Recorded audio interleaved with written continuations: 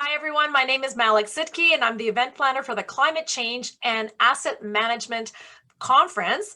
And with me today is Alice Dixon, who's an energy specialist with Infrastructure Ontario. Welcome, Alice. Thanks, Malik.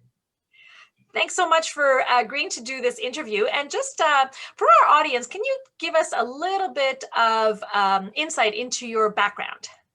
Of course. So I'm an expert in energy and climate change, working in asset management for Infrastructure Ontario.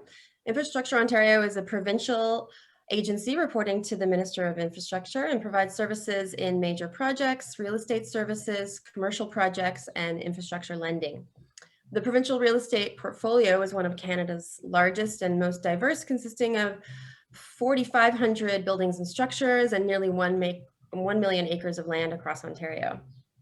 I also have a master's degree in environmental studies and planning from York University, and I am currently pursuing my certification as a registered professional planner. I'm a published author on art, renewable energy, and urbanism. I currently sit on several committees and working groups related to environment and climate change. And in my day-to-day, I work to improve the energy performance, sustainability, and climate resilience of provincial infrastructure assets being built and managed by Infrastructure Ontario.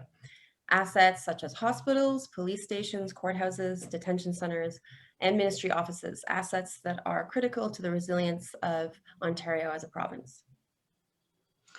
Wow, that's great. Thanks for that overview.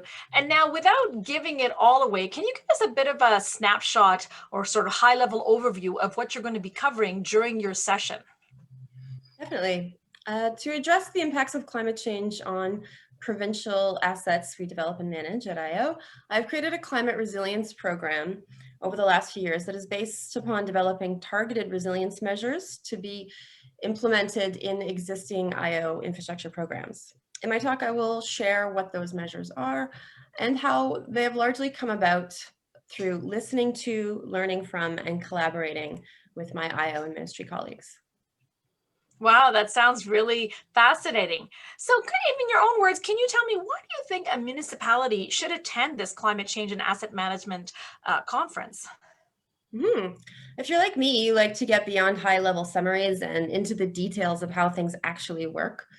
The Ontario Climate Change and Asset Management Conference does just that, I think, by bringing together leaders in the sector to share their expertise and experiences in the form of frameworks, tools, and case studies that municipalities can apply to their daily work in asset management under climate change. That's great. Thank you so much for joining us today. And for all our audience who are watching, grab your tickets now because the Climate Change and Asset Management Conference is just around the corner, March 22nd and 23rd. Thanks so much.